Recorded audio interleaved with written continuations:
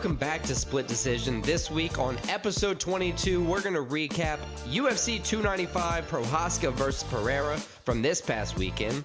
Then we're going to preview UFC Vegas 82, Brendan Allen versus Paul Craig. From there, we'll draft our top 5 birthday things for a shout out to our boy Christian for his birthday. And we'll cover our favorite football games across college and the NFL.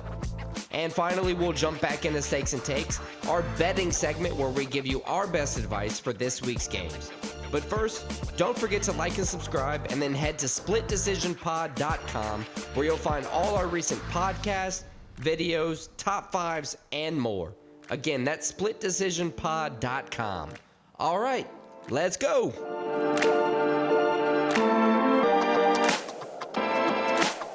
All right, so UFC 295 in Madison Square Garden lived up to the hype. Every fight in the main card at least ended with a finish. Early finishes too, it seemed like.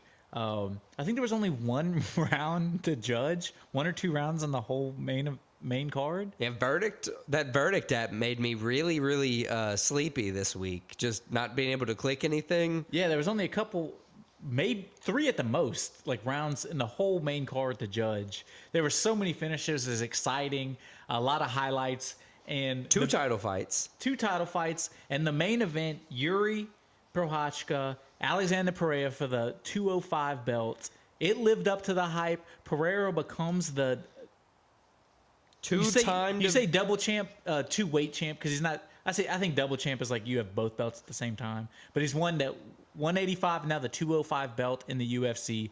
Only the 9th guy ever to do that, so it's an impressive feat. Like a 2-time 2-division champ. Yeah, and he came out. This was a fight. It seemed like a pretty evenly matched fight on paper, and it played out first round at least like that. It could have gone either way. I think all the judges gave it to Pereira first round, but I think you could have easily made the argument Yuri.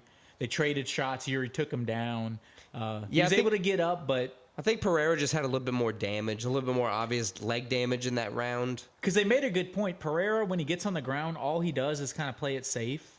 But because he did that, Yuri wasn't able to get anything off on the ground. Right, he was able to hold guard. Even though it was for a while, he was able to get up. And then they're striking on the feet. I think they both hit each other, but I think Pereira was a little more sharper. Right. And it played out in the second round when Pereira caught Yuri kind of rushing in. 2 hooks, really. Yeah, right hand to start it off, and then an overhand and then left. His crazy left hand. Man. Dropped him to his knees. He was kind of... He got dropped to his knees, and he was kind of trying to go for the takedown as he was getting dropped, Yuri. Right. Pereira kind of caught him. He was up against the fence, and then started unleashing some shots, some deep elbows and elbows to the side of the head. It looked like an early stoppage, but going back and watching it, those shots to the side of the head, Yuri went limp. Coming from somebody who picked Prochazka to win the fight, I don't think it was an early stoppage. I think those elbows and the dude going limp and falling to his back. Yeah, Prochazka even came out after the fight and said, "Yeah, it was the right call." I think that's enough for the ref to stop the fight. I think it was Mark Goddard stop the fight and say, "Look, you weren't like. There's no recovering from that. You were taking shots to the dome, bro." I saw Marab and Sterling tried to come out and say, "Mark Goddard again with the early stoppage." I'm sick of them people. Me too. I'm so sick of them. Those guys. But Pereira, I mean, what more can you say? The dude has fought like 6 or 7 times in the UFC, and he already has 2 belts. How many UFC champions has he beaten? I don't know the exact number, but the stat I saw was he's fought more UFC champions than he has unranked guys in the UFC. That's absolutely brutal. It's insane. The dude's a killer. Okay, so what's next for Alex Pereira? He called out his son. He wants to fight his son. He wants to fight Adesanya, get the MMA trilogy, the 5th fight overall if you count their kickboxing, which he's won 3 of them, 1 in MMA. I mean, we've seen Adesanya at 205. He didn't look that impressive. It was a few years ago. Yeah, it was against Jan, right? Was against Jan. I would love to see that fight. I just don't think Adesanya, as mentioned, he's going to take a while off. So right. He said he was going to come back in like 2026, 2027. 27. I don't believe that long, but I don't think a hiatus is due for him for sure. He seems like a guy when he says something, he usually he's thought about it, and he knew there was a real possibility Pereira was going to come in, win this belt, and call him out right away. Yeah.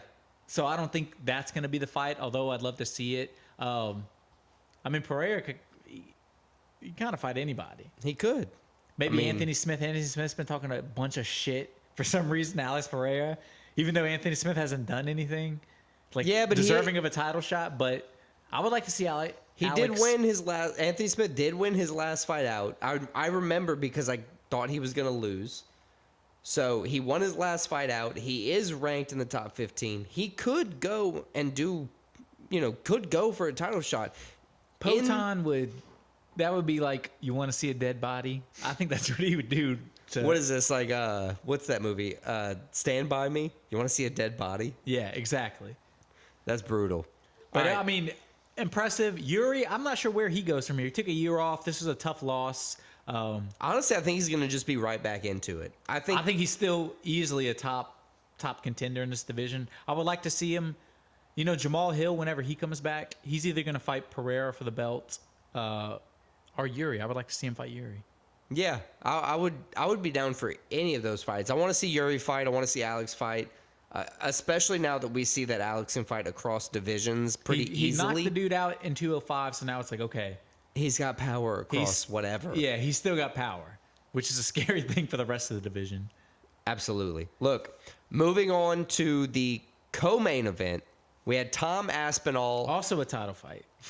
Fighting Sergey Pavlovich for the interim heavyweight title. Two killers, two guys you do not want to get into a ring with. And there's one thing I know I'll never be able to do at any weight class is outrun Tom Aspinall. He is so fast.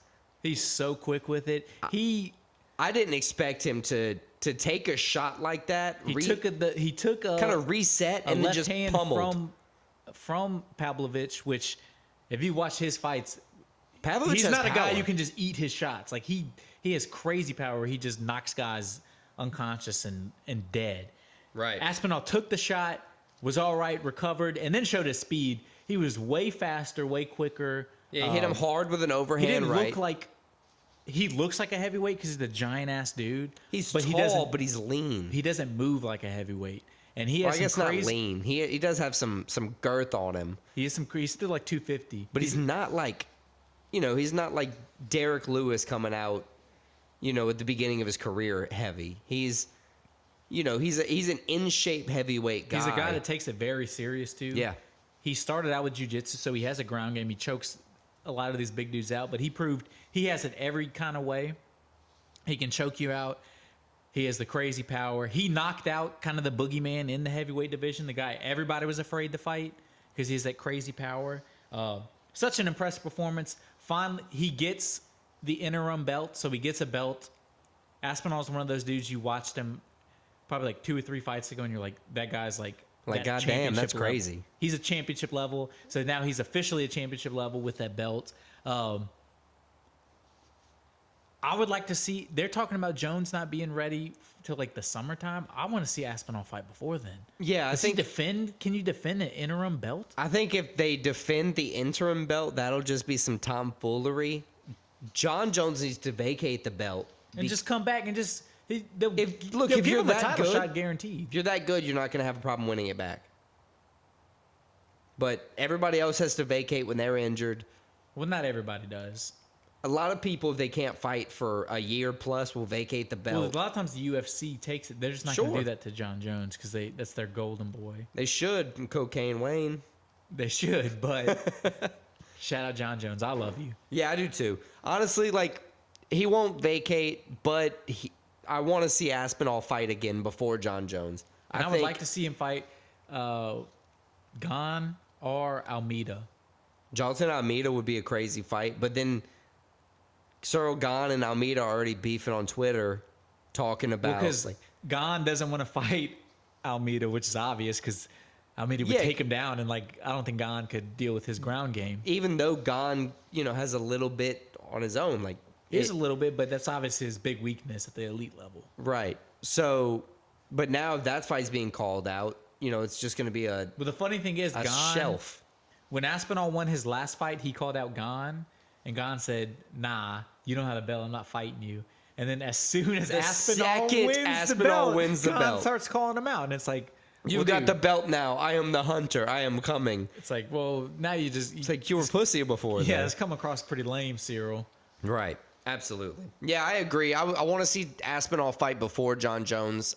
I'm open to the opponent. I just want it to happen before the summer. Yeah, I agree. And the next fight we're going to take a look at... This was an outrageous fight. Maybe not in a good way either. No, not in a good way. Jessica Andrade just kind of beat the shit out of Mackenzie Dern. This was the worst I've ever seen Mackenzie Dern look. Look, Mackenzie Dern kept her head held high, all in the wrong ways this fight. Props to her. She kept coming. Like, she was getting the shit beat out of her. Mollywopped, if you and, will. Like, she didn't back down.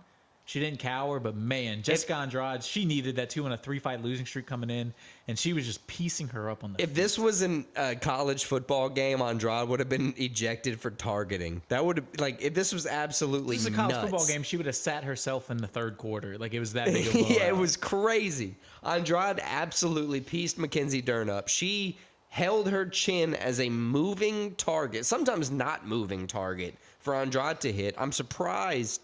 I mean, the commentators were talking about it. It looked like me fighting Jessica Andrade out there. And, you know, we've seen Mackenzie Dern fight before, and she has not looked like that. I don't know what happened. I think it proves that she needs to at least act like she has the Brazilian accent in order to be a good fighter, because when she's speaking with her American accent, it just doesn't work that well. I mean, she's got to switch something up. I don't want to get into personal life, but... I think what you did know they what's say? funny? Jessica Andrade was going through a divorce too because they talked about it. Yeah, they said both fighters going through a divorce pre-fight, and the winnings would go to like child support. Well, you didn't see in the post-fight with Joe Rogan. That was what. Yeah, that's what it was. He was like, "That should help you with your divorce." She brought it up, but it was in Portuguese, so we didn't hear it. But he ended it with, "I hope these winnings help pay for your divorce." It's kind of a weird thing to say, Joe, but Jessica Andrade called out Angela Hill. I would like that sure, fight, but like, I don't really like Angela Hill though. I'm not a fan. I don't think she's a great fighter, contrary to what she says. yeah, I would be careful looking up Google and Jessica Andrade too. By the way. don't just a heads up to everybody. Don't just leave the NSFW filter on for her. But an impressive win for her. I mean, she just looked a lot better than Mackenzie Dern. I'm not sure where Mackenzie Dern goes from here. It really would. She's got to kind of regroup totally. Absolutely. For Andrade, though, it bookended her 2023. This is her 5th fight. 2-3. She won the first one, lost 3 in a row, and sandwiched it with another win. And then got a win. So it's like going into 2024. Years of wash. Going into 2024 with a high, clean slate, and then move forward from there. I think it's a positive thing. If she doesn't fight Angela Hill, I think she could fight either a Tabitha Ritchie or Karolina Kowalkiewicz. Those are the only 2 other options I could really think of that are on the same timeline of being able to fight again. All right, and the next fight we're looking at, this is maybe our favorite up-and-coming lightweight. I'm not even going to say maybe. He is our favorite up-and-coming lightweight. It's the literal French Navy SEAL, Benoit Saint-Denis, with the head kick knockout of Matt Steamroller Favola. Yeah, I wrote on the top line of my notes here is probably our new favorite lightweight, the God of War, Benoit Saint-Denis. I mean, he looked so good in this fight. He did get slammed once. Yeah, it was a good... But he was able to get up. It was a good contention from Matt Favola. It was one of those fights where it was respect on both sides. It was, because they were both veterans. I didn't realize the U.S., Britain, and France, I guess all the Allied powers from World War II, have the same Veterans Day. That's pretty sick. Yeah, so it is kind of sick. So it was his Veterans Day too on Saturday. Yeah, they had a pretty good exchange in the clinch after the slam down, if you'll call it that. And then as they were releasing from the clinch, Favola kind of like... He said on Twitter today, he was like, yeah, I made a mistake. I thought I was out of range. Well, there you go. He thought he was out of range. And Benoit Saint-Denis unleashed a head kick. It was like he kicked him in the eye, pretty much. Directly, big toe to the temple type of head kick. Cut his eye. It was such a big toe. Like, his nail cut his eye, definitely. Right, and Favola dropped on the spot. I mean, it was a beautiful head kick. I mean... 90 seconds into the fight. In a card that had crazy finishes, that was probably knockout of the night, the best knockout of the night. Yeah, it was a very good knockout. Because it's clean, too. He dropped him. Right. He landed a few left hands on the ground after, which was just, added damage. In the fight, like I said, stopped just 90 seconds in. He called out, he said he's going to come back to Madison Square Garden belt. and he will defend either the BMF or the lightweight belt in Madison Square Garden, is what Benoit St. Denis said. He said BMF. He said Justin Gaethje. Dustin Poirier. And then he even said, Islam can't go 5 rounds with me. He also called out Matus Gamrot. So, I think, honestly, with him versus Gamrot, that's a good fight to make. That's probably the next one to make in all reality. Him being he's 11th ranked, I think, at this point. I think he gets that. If Dan Hooker wins, I think he gets Dan Hooker maybe next, because they would also be on the same timeline to fight, because Dan Hooker's fighting the next couple weeks. Yeah, true. Did you see his post-fight speech where he's like, y'all can boo me if you want, but I want to thank America for World War II. Yeah. It was like, God damn. Amazing. Okay. Thanks. I love it. Appreciate it. That was awesome. Gotta thank you. Thank you, Benoit St. Denis. You can't boo me now. You're the God of War. Appreciate it. God of War, he lived up to it. Yeah, absolutely. And then, really to wrap up, UFC 295, the opening fight for the main card was another impressive knockout for Diego Lopez. He fought Pat Sabatini. It's a featherweight performance. There were 2 grapplers coming into the fight. I think we talked about it last week, didn't we? We did. We said pre-fight that the difference here between the 2 grapplers was that Diego Lopez's striking was going to be the difference, and honestly, that played 100%. It was a kind of contentious start to the fight. The versatility was really the key, and Diego Lopez's hands shone through. He caught Pat Sabatini, hurt him.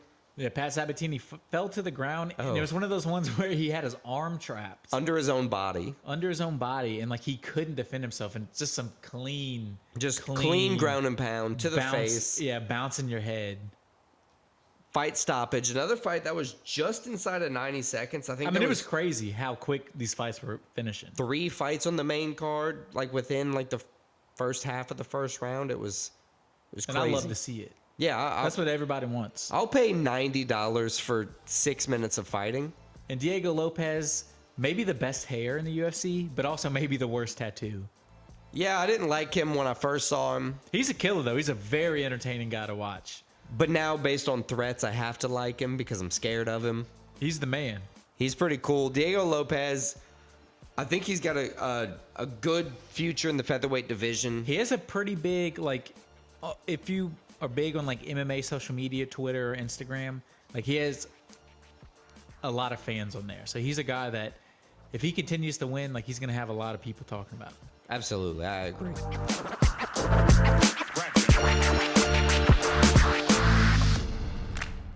All right, so let's move on to this week's top 5. Another Vegas Apex card. So we're left to our own imagination trying to come up with a topic for the top 5. And I think this was your suggestion, since it's my birthday this week. We're going to do the top 5 things, birthday-related things about your birthday, anything birthday. Yeah, anything birthday. And despite it being my birthday and this being all about me, you get to go first with the first pick. Yeah, you're damn right. I like this because birthdays are significant because it's a special holiday. It's being thankful for yourself. It's all about you. Now, my 1-1 is going to be gifts. Yeah, I mean, that's the obvious 1-1, I think. Right. You can't go wrong with the birthday present. Even if, going to birthday parties as a kid, when you didn't know what to give them, what'd you give them? Money. It's one of the few things about a birthday that's good from your first birthday all the way to your last birthday. Yeah, People I'm pretty sure I still, if I I'm know it's my excited. grandparents. My birthday's this week. I'm excited. I'm going to get some shit. Right. It's some years it's less than others, but it's always. I'm excited if it's always fucking underwear and socks. Exactly. I love all birthday presents. Don't care who they're from. And I believe everybody, no matter what age, does like the presents. I still get my grandma a birthday present, and she at least acts like she enjoys it. So what's your number 1? So my number 1, I don't know how we're going to put this on the graphic, but my number 1 is it means you access a new part of life, which in terms of when you turn 16, you get to drive. When you turn 21, you get to drink. Birthday milestones. Birthday milestones. When you turn 18, you get to vote, buy cigarettes. Your birthday milestone, so it means it's your birthday, you move up in age, and that means it's almost like it unlocks a new level. Achievement unlocked. Achievement unlocked. You can get hammered now. Yeah, exactly. Legally. I mean, it's just the... Isn't it crazy how you have to be 21 to buy cigarettes now? Oh, man. You saw in England, anyone born after 2009 just like can never, ever buy cigarettes. That's very good. Yeah, but I mean, vapes aren't any better. No, vapes are also... They're going to turn out to be worse, I'm pretty sure. They are worse. I'm pretty sure they're worse. Than a cigarette. At least cigarette's a plant you're smoking. Yeah, just smoke dope or something like normal people, I guess. I don't know. Yeah, so that's my one birthday milestones is a good thing birthday because milestones. You got like you were saying, Sweet 16. When we were 18, you could go out, you could go into the bars. I don't know if they still do that, but we were getting drunk at 18 because they just didn't care. And then at 21, it was just like, oh, I guess I can buy it without, and I'll show you my ID now. So yeah, I like the milestones. What's your number 2? My number 2 is birthday cake. Oof. I mean, cake is also, it goes hand in hand with gifts. You always have a cake for your birthday. It's such a popular thing. Birthday cake is literally now a flavor. Ice cream flavor. It's like a distinct flavor. Sex on the beach is also a flavor. I mean, are you arguing that's not a great thing? I don't want to taste it. I want to taste birthday cake, though. Fair enough. So birthday cake, my number 2. I mean, it's just synonymous with your birthday. Like, it's your birthday. You're getting presents. You're having fucking cake. No, I like that. I like cake. What's your favorite cake? Some kind of chocolate cake, like a lava cake or what? The tuxedo cake is Tuxedo good. Cake's up there. I mean, that thing is... I think I'm going to go to the store tomorrow and get me a little tuxedo cake. You know what I got from... I got a chocolate... It wasn't a cake. It was a pie. It was a chocolate pie, but it was like the same... Like a Hershey's pie? No, but it was like the same filling that was the soft pudding taste. Mousse? The mousse of a tuxedo cake. Man, that's high quality. So birthday cake, my number 2. So those are my first 2 picks. What's your number 2? Man, my number 2 has got to be a birthday party. That's a good one. I had that on my list. A birthday party is very up there. I mean, you can get friends together. It can be a surprise. It evolves as you get older too. It's themed, and then it's not themed, and then it's themed again. You're right. It's a big extravaganza, and it comes and goes, kind of like Halloween. You know, when you're a kid, it's a big deal. When you're a teenager / like young adult, it's not as much of a big deal for certain people. And then as you get older, your 30s, 40s, it's just as big of a deal, and it might even be even more of a big deal because you're trying to, I don't know, celebrate being older. I like it. But birthday parties for me are another, probably my second favorite thing about a birthday. Boom. What's your number 3? I forgot I had the snake, so you have to give me a second. I felt the pause. I'm going to have to say birthday dinner. Oh, that was my next pick. Birthday dinner is... You don't think it's too similar to a birthday party? No, because growing up, we did birthday dinners and birthday parties. Birthday parties were for friends. I kind of did what I wanted to do. Or not did what I wanted to do. I invited who I wanted to invite, friends, and it wasn't really aunts and uncles. The birthday dinner was when it was all family, and that's when you got most of the money out of the presents. Your friends knew what you wanted. Your friends knew what you liked. Your family knew that you just wanted some cash. So spending money for the Chuck E. Cheese or the Toys R Us of your time. I think birthday dinner, is, just the synonymous getting the family together, having that good meal, and it really just being all about you. Solid pick. What's your number 3? So my number 3, you said it at the end. My number 3 is it's all about you. The whole day is about you. That's one of the best. That is the best thing about your birthday. Whether you're young or old, it's the one day where it's about you. No, I like that. You get to celebrate yourself, do things you like. Yeah, all about you. My third pick. Shouldn't it really be about your mom though? Because you didn't do anything. I mean, perfect world, but this ain't a perfect world, Alex. Fair enough. It's about Fair. me. Yeah, I get it. It's your number 3. It's about you. Got it. What's your number 4?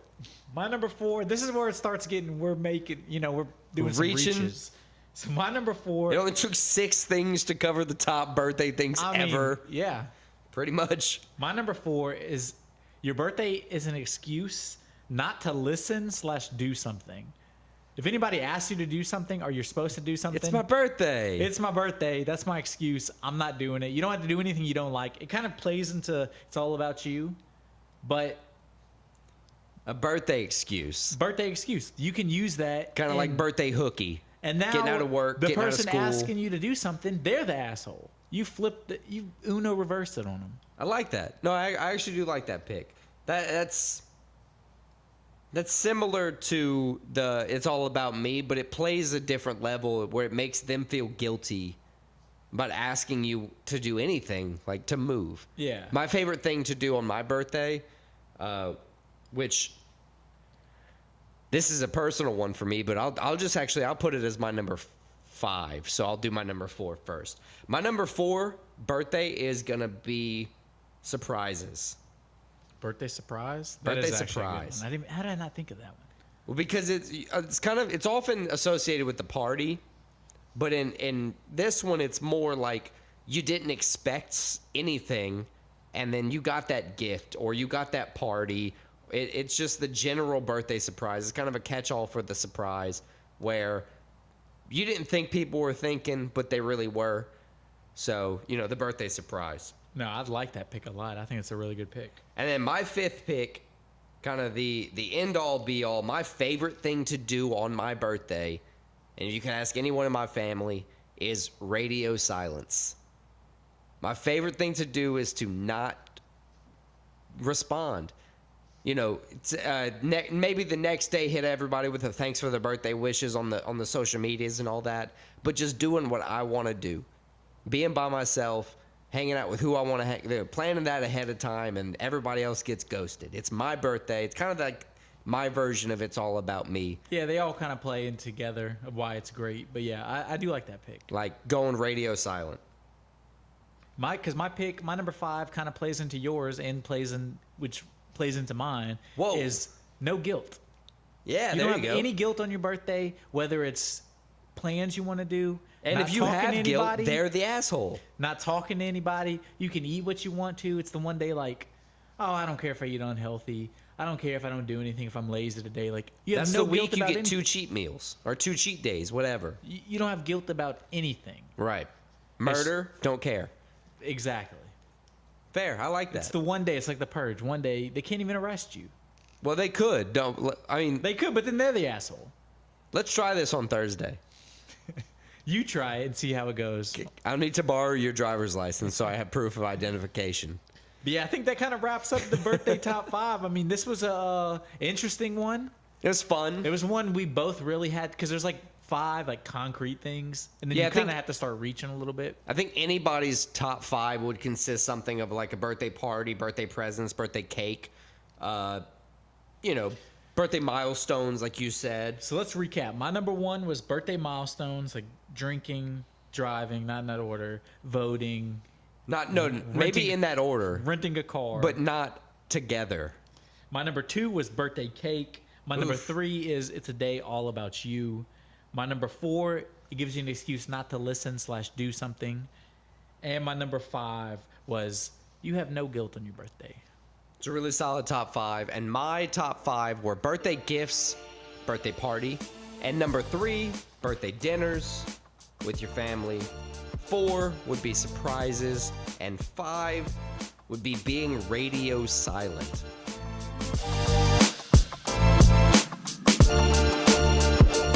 All right, so kicking off UFC Vegas 82 in the welterweight division, we have Matabek Oravai taking on. A late replacement coming today, November 14th. I just had to learn how to say his name. Yeah, they Matabek Oravai, He was originally Johnny Parsons supposed to fight. the Sluggernaut. Sluggernaut. Had a whole thing written on him too. It was going to be he fun. drops out. Taking on Urus, the doctor, medic. Medic. This is the second time we've actually covered him on the podcast. He fought in July. Yep. We saw him win. He's got heavy favorite odds against Johnny Parsons. I'm gonna assume even heavier favorite odds against Orolbai. Orolbai, I mean, people are saying he's a killer, but this is his UFC debut on short notice. Don't even know how old this guy is. Yeah, Sheerdog had an NA as his age, which is concerning. He's 11-1-1, fighting out of Kyrgyzstan. He seems like a KO guy. Honestly, I don't know too much about him. Out of his 11 wins, 6 KOs. He does have 4 subs. I was looking at Johnny Parsons' stats. That's my fault. One decision victory as well. One decision victory. His last fight was October 27th, and he also fought in August of this year. So he's fought twice recently. So, I mean, he seems like a guy... Kind of has camp behind him at the very least. Kind of has camp behind him. So it's not crazy concerning that he's taking this on such short notice. 6 straight wins, but he's taking on Medic. He's the guy we know a lot more about. 3-1 in the UFC with 2 straight wins. Right. So he's trying to go for his 3rd win. His only career loss has been in the UFC. He's a southpaw fighter who can wrestle. Hasn't submitted anyone since 2018. One thing that concerns me, though, Medic, his only loss is by submission, and it seems like Orolbai can submit people. He has 4 submissions in his career out of his 11 wins. So yeah, but is that going to translate to UFC level? That is true, but could that be a weakness? If you're him, that's probably your game plan coming in. Probably coming in, but I think the very short notice, like 4 or 5 day short notice bout time, mixed with Medic's, comfortability in the UFC, and it's your UFC debut on 4 days notice. I think Medic's going to win. I have Medic too. I'm pretty confident that he's going to win. I originally had this as an opposite, but same, kind of like the Lopez Sabatini fight from last week, where you had 2 striking guys with possibilities of ground game, but whoever had the better ground game was going to win. I think that's not going to even play a factor anymore. I think Medic's just going to knock him out. I think the experience is just, he's been in the UFC. I agree with you. I think Medic gets the win. And the next fight we're moving on to is Luana Pinheiro. Is that how you say her name? Pinheiro.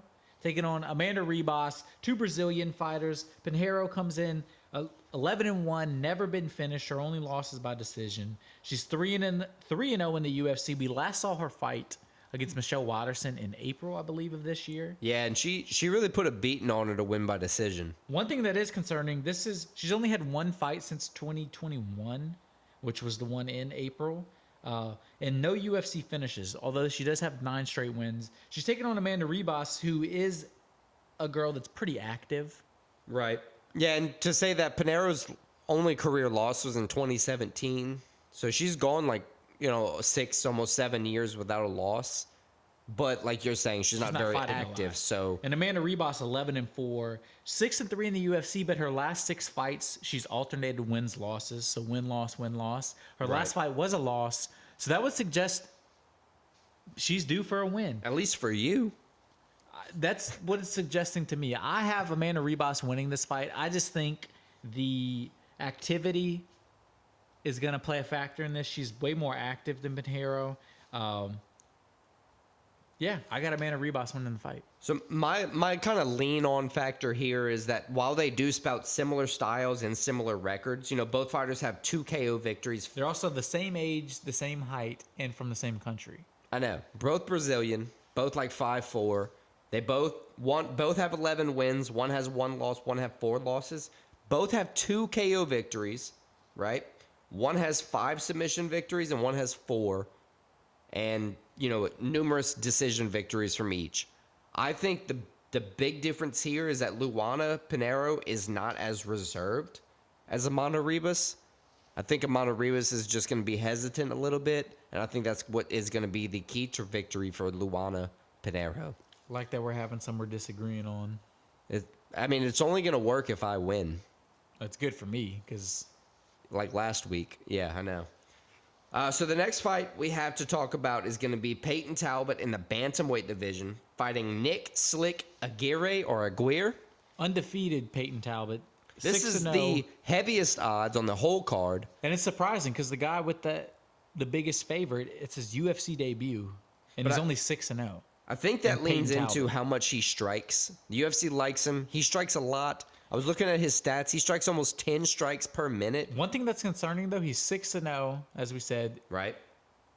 His only fight in anything, the closest thing to the UFC, the Contender Series, is his only decision. So he moved up in competition, and he wasn't able to keep his KO kind of signature power, finish. his signature finish. Right. That is one thing that's concerning.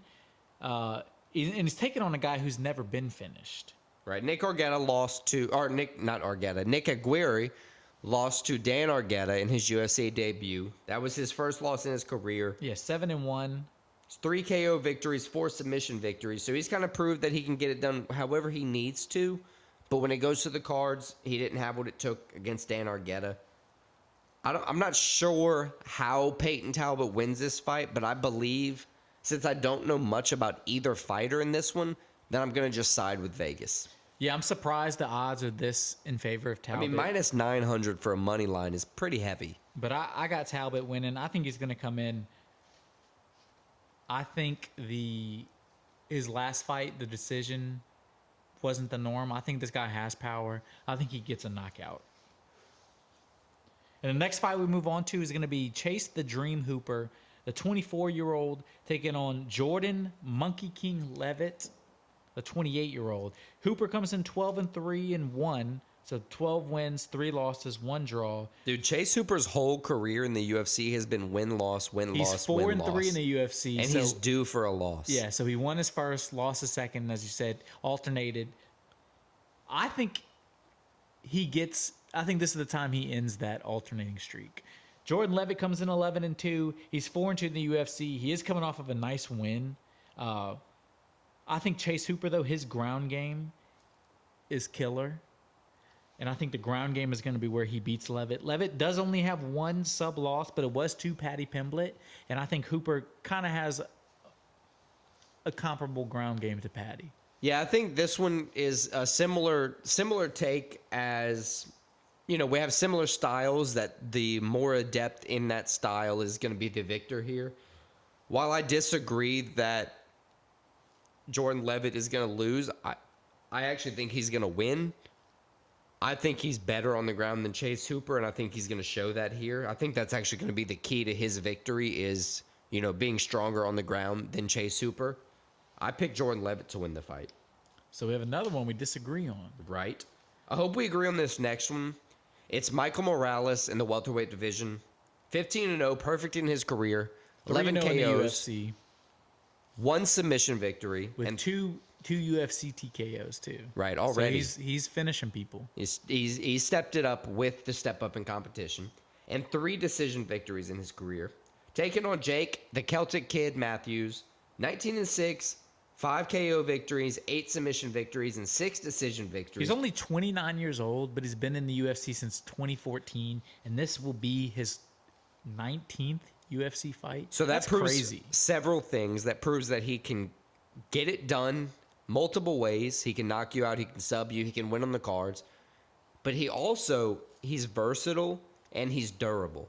He's been in the UFC for 19. This will be his 19th fight. It shows that no matter what's thrown at him, he may not win every time, but he at least can last through it. He's another fighter coming in, though, that's on a alternating win-loss streak. So his last 4 fights have been win-loss, win-loss. His last fight being a win. So he's due for the loss, and he's coming against an undefeated 15-0 Michael Morales guy who's only 23 years old, but looks like a guy that in a couple years he could be towards the top of this division. I think Michael Morales has more experience than he shows at 23 years old, or at least he acts like he has more experience. 15 fights overall is a lot for a 23-year-old. 3 UFC fights isn't not a lot either for a 23-year-old. Right, absolutely. Most guys aren't even close to the UFC at that age. I think Michael Morales keeps his undefeated streak, his undefeated record. I think he moves to 4-0 in the UFC, and I think he does it with a finish, a KO finish. I don't know about the KO finish, but I agree. I think Michael Morales moves to 16-0, 4-0 in the UFC, and continues that unbeaten streak. All right, so this main event, I'm actually very excited about. It's 2 fighters I like a lot. I'm so torn on this one. It is a torn because it's 2 guys, as I said, I like a lot. Brendan Allen, All-In Allen, the 27-year-old, 22-5 overall, coming in on a 5-fight win streak, so he's really feeling himself. He's taking on Paul Bearju Craig, the Scottish soldier, I would almost say. He's a likable guy. Braveheart himself. He has a Braveheart kind of persona style. Cool looking dude. He's a good looking dude. His second fight at 185, his last fight was a win. His first fight at 185, and he looked damn impressive. He looked like a new fighter, a guy that could move up and contend because we know he's beaten Jamal Hill. Right. Beating the shit out of him. And not that long ago. So like he's a guy that can compete with anybody. He's 9-6-1 in the UFC, so he's had some losses. But I think this move down is going to be very good for him. He has a killer ground game with 13 subs. But he's taking on Brendan Allen, who also has 13 subs, also has a killer ground game. I mean, this fight, I don't know how it's going to go. It's hard for me to pick. It's two guys that are pretty comparable. Yeah, very comparable. You know, they both have strong striking, both have lethal ground games. I think one of the differences here is that Brendan Allen has a strong striking game, but his ground game's even better, whereas Paul Craig is kind of flipped a little bit. While he hasn't knocked as many people out as he has submitted people, I think he wants to be more of a striker as of late. Yeah, I don't know, man. I think he's done that because guys know not to fuck with him on the ground. Well, I think when contested on the ground, he's going to lose. I picked Brendan Allen. If Vegas sides with it as a minus 450 heavy money line for Brendan Allen, I'm not going against the Louisiana guy here. This is another one we disagree on. Is that 3 of the 6 fights this card? 3. I like it. I got Paul Bear, Jew Craig. I can't pick against him. I like him too much. I think he's gonna step up in performance. I'm thinking it's not gonna be a sub, but it's gonna be a ground TKO from Bear Jew. Ugh. Seeing another ground TKO would be brutal.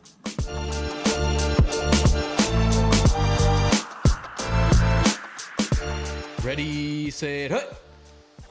All right. Huddle up. It's football time.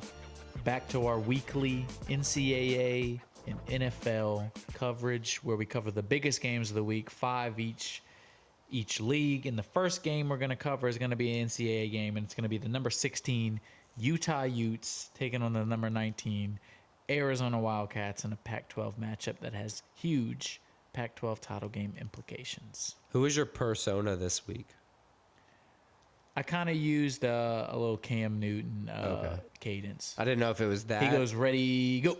I didn't know if it was that or if it was a generic football guy. It was kind of generic. It was like a little mix between I like the two. it. Okay. So we got the Utah Utes taking on the Arizona Wildcats, both 7-3. Utah is 16 ranked. Arizona's 19. How do you see this one going? Arizona's one of the surprise teams of the year. This is a team nobody really thought was going to be one of the better teams in the Pac-12. They've had some good wins. They're competing with everybody. I think they come in 6-3, 7-3. 7-3, yeah. They beat Colorado last week. Excuse me. They barely beat Colorado. Honestly, it was one of Colorado's better performances recently. I think it's a good game. I think because it's in Tucson, I think it's a very close game. Because it's at Arizona, I give them the slight edge. I think Arizona was -1 favorites. -110, yeah. It's a kind of a toss-up between the two. Well, no, they were -1 like point spread when I looked. Favorited. That is also true. -1 is the point spread. And I think Arizona gets it done at home. I think it's just their year. I think Utah, while they're still a good team, they've never gotten over the fact that they don't have Cam Rising. Well, speaking of facts. Good defense, not the best offense. I got the Arizona Wildcats winning. Speaking of facts, Utah has won 6 straight against Arizona. So that's 1. But Arizona has the home advantage. So with them playing efficiently, I think the Arizona Wildcats are going to win as well. So we side together for that one, sir. Yeah, so the next one we're going to look at is a big SEC matchup. 2 rivals. The number 1, 2-time defending champs, Georgia Bulldogs, taking on the number 21 Tennessee Volunteers. Tennessee coming off of an embarrassing loss at Missouri last weekend. Is it as big of a matchup if you know who's going to win, though? It's a big matchup in the fact that traditionally it's a big matchup. But yeah, this is going to be, I think Georgia's going to, no pun intended, dog walk the Tennessee Volunteers. They're going to get mollywopped. Well, they're the Bulldogs, so I was saying dog walk. Yeah. But, you know. The Volunteers are going to, no, they can't walk the dogs. Georgia then is that coming means they off, won, right? Yeah. Right. Georgia's coming off probably their most impressive performance of the year. They blew the brakes off of Ole Miss. Yeah, Carson Beck had a great game against Ole Miss. So did Kendall Milton and Dajon Edwards. It just seems like this Georgia team is. I think they had like 6 touchdowns. But they started slow, but they were winning games. They're getting better. They're kind of getting into gear. They know their time to shine is late in the season, heading towards the playoffs and the SEC championship game. And I picked Tennessee last week, and they got absolutely blown out by Missouri. I'm aware. 36-7. Yeah, I think Georgia's going to win. They'll probably cover. I think they're favored like 10.5 points right now. I think Georgia's going to win by like 21. Yeah, 3 or 4 touchdowns. It's crazy how bad Tennessee decided to show up these past couple weeks. It opened at -8.5, 8.5. I saw it at -10. -10. I think I saw 10.5. It's opened at -8.5. It's already at -10.5, so it's a growing line. I think Georgia wins. You think Georgia wins? Oh yeah, I think everybody think Georgia wins. Georgia Bulldogs. Georgia wins. All right, next game we're covering is one of the playoff contenders in the number 5 Washington Huskies taking on number 10 Oregon State Beavers. Another game that's huge in Pac-12 title game implications. Michael Penix Jr. Michael Penix Jr. Washington, they haven't been playing the best as of late, but they're winning games. They're taking on an Oregon State team who nobody's talking about. Very sneaky, very good team. And the Beavers have beaten teams that nobody thought they were going to beat. And the game is in Corvallis, Oregon. This is a home game for Oregon State. This is going to be a very, very tough game for the Washington Huskies. Maybe their toughest of the regular season. And that's including their win at home against number 6 Oregon Ducks. And Oregon State's favored at home, so that puts the number 5 ranked Washington Huskies as the underdogs. Yeah, slight underdogs. I mean, this is a game. This is a huge game. If they win this game, Oregon State, they might jump Florida State for the number 4 ranking, saying they both win. I just believe in this Washington team. I think Penix, as we talked about, got that big Penix energy. I think he steps up as he has this whole year. They have the best offense in college football offense. Right now. LSU has the 2 best receivers. If you're talking about duos, if you're talking about trios, the Washington Huskies have the 3 best group of receivers. Right. I think their offense is going to be a little too much for Oregon State. I think it's a very close game, but I got the Huskies in a close game over the Beavers. I agree. I think the Washington Huskies are going to win. I don't think it's actually going to be as close. I think the plus 2.5 line, I think it's going to be at least a 7-point victory. Not a bad pick. Moving on, we've got Kansas versus Kansas. That'll be Kansas State Wildcat versus the Kansas Jayhawks. Kansas Jayhawks. This is one of the few times, even though Kansas lost, they got upset last week against Texas Tech. So one of the few times these 2 teams meet, and they're both actually good. Right. You have the Kansas State. They're ranked 23rd. Kansas isn't ranked. But you have Kansas State favored to win with a money line of -300. Kansas. The game's in Lawrence, Kansas, too, at Kansas Jayhawks. So it's an away game for the Wildcats. They're still favored to win by 8.5 is the current line. Yeah, I think Kansas, they were already down to their backup quarterback. I think Bean is his last name, and he got hurt last week. Right. I think that's going to be the huge factor in this game. Kansas State is a team ascending. They're playing well. Right, and Kansas State blew out Baylor last week. Will Howard, Avery Johnson, I think they put up 4 total scores last week against Baylor, through the air only. Yeah, it was a solid performance, and they're taking on a team that it's kind of, you don't want to say on a downward trajectory, but injuries have really hurt them. Even though it's a rivalry game, I think Kansas State, the favorite, is going to go in to Kansas and grab the victory. Yeah, I think Kansas is allowing too many points. Like you said, with the injuries, with them losing by that field goal with not much time left last week, that coupled with the injuries and their defense allowing too many points, they're just going to be too vulnerable for Kansas State. I believe Kansas State is going to win as well. All right, the next game we're covering is another rivalry game in the state of it's not the same state. In the Carolinas, it's in the Carolinas. Clemson representing South Carolina, taking on the University of North Carolina, the Tar Heels. The Tar Heels come in number 22. They're taking on Clemson, who, although they're non-ranked, they seem to finally be playing well. They beat the shit out of Notre Dame 2 weeks ago. They had a nice win over Georgia Tech last week. North Carolina, they seem to be all over the place. They were looking good. They have one of the best quarterbacks in the nation, and then they go and lose to two of the worst teams in the conference. Got dominated by Georgia Tech. They lost to Virginia. So this is a team that's just all over the place. I think experience plays a factor in this game, and although North Carolina might have individually some of their guys have more experience, I think Clemson as a program is just better than North Carolina's. I think Clemson at home beats the ranked Tar Heels. Listen, Clemson beat Georgia Tech by 21. North Carolina lost to Georgia Tech. Do you need me to say more? I'm kidding. That's a shitty representation of anything if I were to just leave it at that. That did happen this season, but I think going against the Tar Heels, they did win over Duke, and Clemson lost to Duke early in the season. So you just contradicted yourself. Right. It's a toss up. I think Drake May needs another big game to keep the Tigers off his back, but I don't think he gets it. I think Clemson wins. So we agree on that one. Do we agree on all our I think we agree on all the college picks, but most of the UFC picks we differ on this week. So let's move on to NFL then. In the first game on a rarity for us, we're covering the Thursday night game just because it's such a big game and it's one of our favorite teams. The Cincinnati Bengals travel to Baltimore to take on the Ravens. Bengals coming off of a tough loss to the Texans. Ravens coming off of an even tougher loss to the Cleveland Browns. I think we should expect T. Higgins and Odell Beckham Jr. to both be out this week, coming off of playing on Sunday, having a short week, not being able to play on Thursday. I think T. Higgins has already been ruled out, but we'll see. Bengals come into this game 5-4 after getting beat by a field goal with time expiring to the Texans. And the Ravens getting beat by the Browns last week by a field goal after having time expiring, but they had like a 2 to 3 touchdown lead. They blew that game. Honestly, I'm picking the Bengals here, even though they're plus 155 money line underdogs, and they have plus 3.5 point dogs on the line as well. I think the Bengals are going to win here. Joe Burrow is 100% healthy.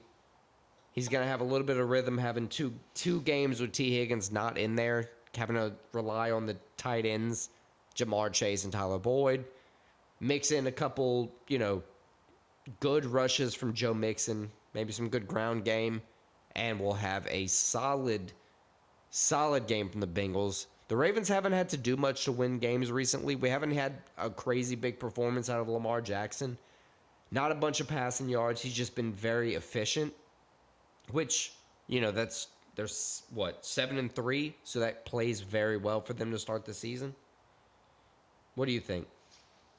Yeah, I think it's going to be a close game. I think the Bengals have their backs against the wall. I think Joe Burrow steps up. I got the Bengals winning. Cool. Next game we're going to cover is another game in the division. The Steelers taking on the Cleveland Browns in Cleveland. I mean, the Steelers are sneaky 6-3. Dude, I hate that they're 6-3. They are not a good football team this year. I mean, the NFL is all about winning games. They're taking on the Browns, who's coming off probably the biggest win in Deshaun Watson Cleveland Browns history, like since he's been on the team. Did you say Massage Watson? I did say Massage Watson. Okay, good. I think he steps up again. He had a horrible start. Dude, he threw a pick six to start the game. He started like 6 for 20 first half, and then went 14 for 14 in the second half. And just came back against the Ravens and won. Huge deficit. I think he continues that, and I think it plays into the fact that the Steelers 6-3. I don't want to say they're frauds, but they're not a 6-3 team. I think the Browns get it done. I think especially at home, the Browns are going to have what it takes to do it here. I don't think either one of these teams are good despite their records. They're both 6-3, but neither one honestly deserves that kind of record. Other than the second half of the game that we were just talking about, Deshaun did not play well, and Najee Harris has really been the life of the Packers. I believe the Browns are going to win as well. So we agree on the first two NFL games. The next one, I think we're agree on this one too. Yeah, a big Yeah, you don't see favorite. NFL lines like this a lot. It's the Tampa Bay Buccaneers traveling to San Francisco. Minus 600 for the money line favorite for San Francisco. Take on the Niners. The Niners last week, they look like they corrected all the mistakes they made. They went to Jacksonville after 3 straight losses and a bye week, and they just beat the shit out of the Jacksonville Jaguars. Right, but the Bucks did come and they were on a 4-loss losing streak. It's a big hurdle to have to overcome. You know, weird thing, the 49ers have to do the exact same thing. Both teams coming into this game and were the 49ers are actually a good team, and the Bucks aren't. Right. So you never would have expected both teams to have to come into those, odds or that level of adversary. CMC ended his touchdown streak, so I guess we can hope to restart that now. Yeah, it's the best way to end a touchdown streak, and when your team blows out, Right. goes across country and blows out. But in the end of the game, team. they did give him just 3 drives, just trying to give him options to get the touchdown. I appreciate the Jaguars not just giving it to him. Yeah, the Jaguars, it's the NFL. You don't just give touchdowns out. I appreciate it. I think the 49ers are going to win, but the question is by how much? Yeah, I think the Niners win. I think it's the NFL, so it's probably going to be closer than you think. But I'm going to say Niners by like 7. And the next game we're covering is a AFC East matchup. The maybe one of the worst offensive performances I've ever seen last week in the New York Jets, taking on another team that didn't look great on offense either. Who's really struggling so much they fired their offensive coordinator today. In the Buffalo Bills. I mean, the Bills, this kind of goes back to the Bengals point. Their backs are against the wall. They have to start winning some games. I think they're 5-5, 5-4 right now. Jets are 4-5. The Bills are 5-5. I mean, the Bills, I don't know what's going on with Josh Allen. He is turning the ball over like crazy. He's got 11 interceptions and this Jets team, like, nobody's talking shit about their defense. They have a great defense, and they could force a lot of turnovers. I just think it's going to come down to who can score you more points. I think Josh Allen scores more points than Zach Wilson. I got the Bills, but I think it's going to be like a super tight, super low-scoring game. I think the Bills have been playing, and the Jets, honestly, they had the opportunity after Aaron Rodgers. They came back, very strong at the very beginning, and they have just not played up to par. It should not be Aaron Rodgers to hold the entire thing together like that. But to the same point, Josh Allen has thrown 11 interceptions so far this year. He has not been playing well. They've dropped games to the Broncos and the Patriots, which I think is unacceptable for them. Yeah, I think the Patriots Bills are is going a to bad come back loss. and win this year. Or not this year, this game. So, what I agree with you. I think the Jets are probably going to cover the 7-point spread. It'd be a close scoring game, low scoring game. Bills win. And then finally, is it finally? Yeah, finally, we have a Super Bowl rematch.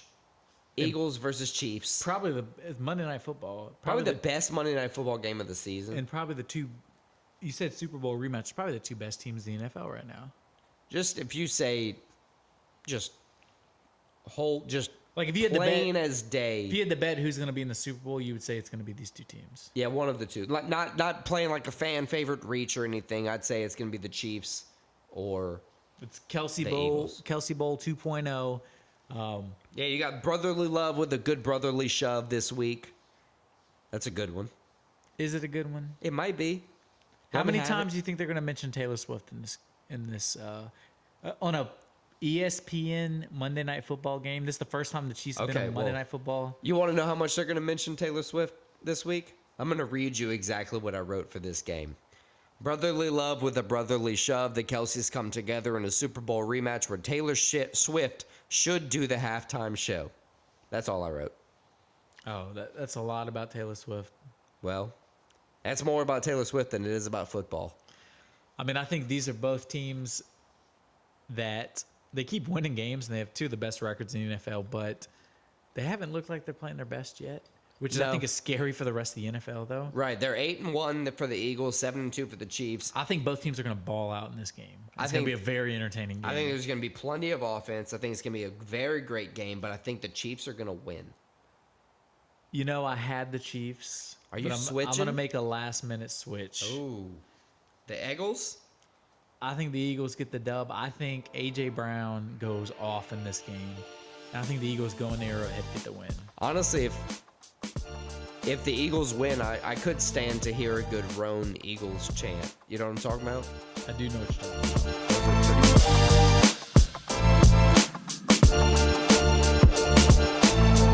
All right, so let's kick off the stakes and takes from last week. I did pretty good. I went 10-5 for all my takes. I got 5 wrong. I went 4-1 in college, 3-2 in the UFC, and 3-2 in the NFL. How'd you do, Christian? I did one better than you. I went 11-4. Cool. 5-0 in college. That was the difference. 2-3 in the UFC. I'm sorry, 2-3 in the NFL. 4-1 in the UFC. Yeah, I got the Bengals wrong. They got upset by the Texans with a field goal. I had that one as well. I had the Ravens, which fucked me. Yeah, I had the Ravens as well. And I also had between the You two, had the maybe Jets. the worst, maybe the worst football game I've ever seen in my life. I Yeah. picked the team that actually lost between the Jets and the Raiders. Yeah, I lucked out on that one. I got the dub there. So I think that's actually the only category I beat you in this week. The other two, UFC, we both got darn wrong, but I picked Prochazka, you picked Pereira, so obviously you got the belt 4-1. and the win there. And for the college, I picked the Volunteers, Yeah, Missouri beat that ass. and they volunteered to lose to the Tigers. It was crazy. yeah, I went 5-0. We had all the other same picks, so Pretty good. solid week. I think we'll both take 11-4 and 10-5 every week. Yeah, it definitely increases. It's a 2-1 for me on the 10-5, so I'll take that for sure. With the stakes for me, I went 3-2. You know, once again, it's positive. It's nothing to write home about. But I got the BSD money line. That's going to be Benoit Saint Denis money line. Got the Seahawks money line and the 49ers money line. I lost on a Jessica Andrade versus Mackenzie Dern over on the rounds. Andrade just smashed her Yeah, early. she ruined that for you. Yeah, and Tennessee Volunteers money Yeah, that's line. a tough one to bet on. Yeah, it's just, goddamn, just shit on me completely. How'd you do in bets? I did pretty damn well. I went 5-0. All 5 of my bets hit. Damn, I had the same Benoit Saint Denis money line, so that one obviously hit. nice. I had Tom Aspinall money line. That was the one I was worried about because that was like either guy could punch each other and knock them Right, out. I didn't pick that as a bet because it like going in. It's like well, I don't know what's gonna. Even though I think Tom Aspinall is gonna win, I don't know what's gonna happen. So I didn't feel confident placing Yeah, I was it. nervous about that one. My college football bet was the Michigan Wolverines. They beat Penn State, their money line.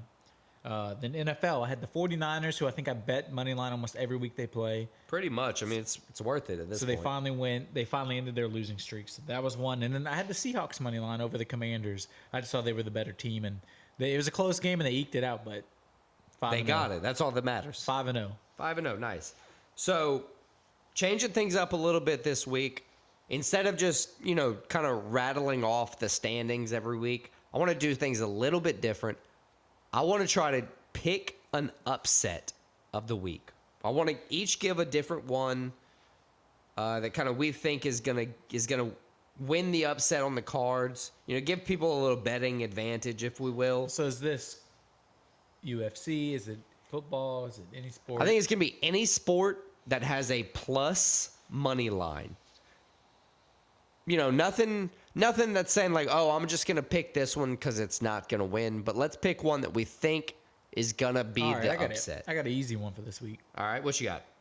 I got the Washington Huskies plus 114, number 5 team in the nation Oh, against Oregon State? against Oregon State. I'm surprised they're underdogs. I thought it would be a close game, but I'm surprised they're underdogs. Yeah, I don't understand the line on that, but I actually agree with you. I think the Washington Huskies are gonna win. It's a plus 114 line at the moment.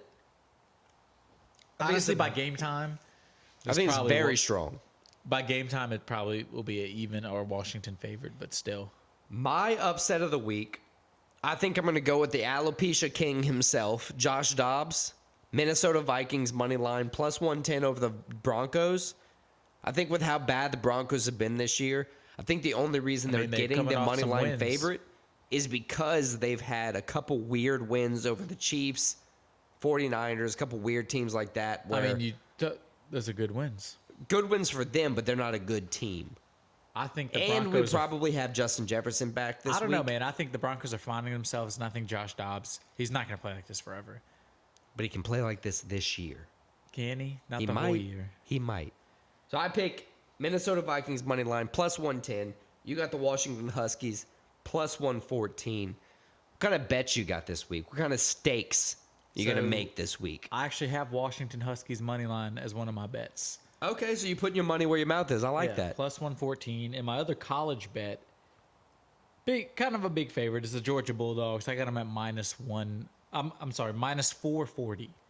Georgia Bulldogs over the Tennessee Volunteers. Okay, so for college, I actually also have the Washington money line and Kansas State money line. I think the Wildcats are going to beat the Jayhawks this week. It's a good pick. You have any UFC? I got 2. I have 1 UFC fight. I got 2. I got Medic. Medic money line at -240. That's actually when he was supposed to fight Johnny Parsons. The new money line has not come out. I assume it'll be even heavier. I assume so too, and I'm sticking with Medic getting the dub. And then my other bet is going to be Paul Craig money line plus 275. I think he gets the win, and I think that's a good line to earn a little money. Yeah, I think with both of those, or not both of those, all 4 of those, it's a good solid like kind of plus minus differential there. My 1 UFC bet this week is Michael Morales money line. I think he's going to win. I've kind of faltered in UFC the past couple weeks, picking some bag fights. So I'm just trying to get back to baseline. I feel you, brother. Catch a couple wins. But for NFL, I got 2 bets.